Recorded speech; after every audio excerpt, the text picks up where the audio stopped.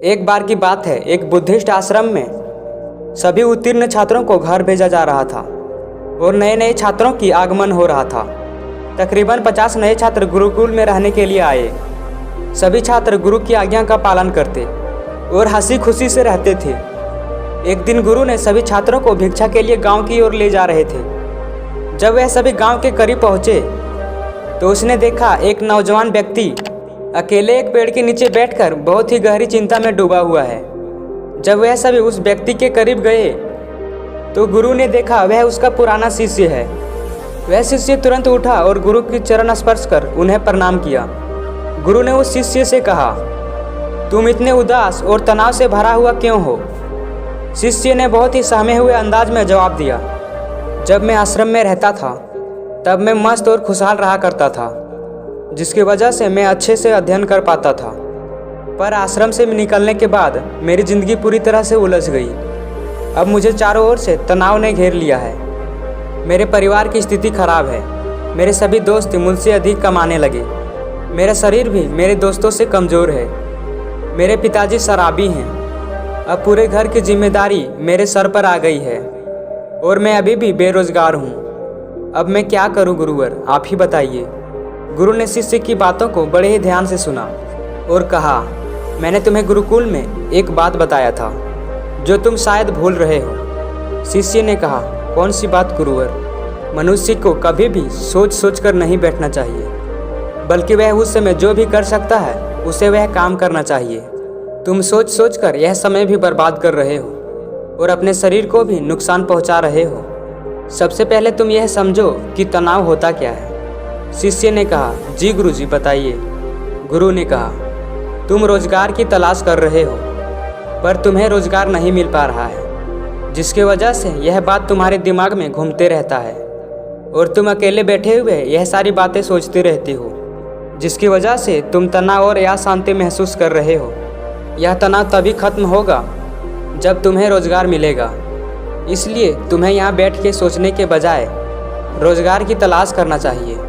मनुष्य कभी भी अपने शरीर से थकता या हारता नहीं है, वह तो असल में अपने मन से थकता या हारता है। शिष्य ने कहा, पर मैं अब इन तनावों से छुटकारा पाने के लिए क्या करूं? गुरु ने कहा, आज मैं तुम्हें 5 ऐसी बातें बताऊंगा जो तुम्हारे जीवन में खुशियां भर देगा और तुम्हें कभी भी तनावपूर्ण महसूस नहीं होगा। बस तुम इन बातों को अपने जीवन में उपयोग करना। शिष्य ने कहा, जी गुरुवर बताइए। गुरु ने कहा, पहली बात, तुम्हें कभी भी दूसरों से अपने आप को तुलना नहीं करना है। हम अक्सर दूसरों की सुख और रहन सहन देखकर उससे अपनी तुलना करने लगते हैं और अपने गुणों को भूलकर खुद में बहुत सी कमियां निकाल लेते हैं, जो एक बुरी आदत है। हम भूल जाते हैं कि हमारा जीवन अलग है, उसका जीवन अलग है। हमारा लक्ष्य, काम करने की कला, सोचने की नज़रिया, शरीर की बनावट सब उससे अलग है।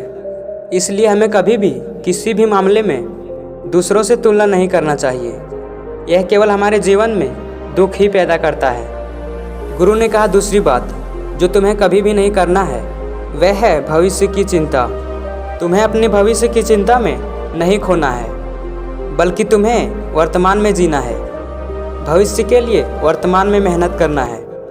गुरु ने आगे कहा, भविष्य अंधेरा है, वर्तमान उजाला है और भूतकाल से उजाला खत्म हो चुका है।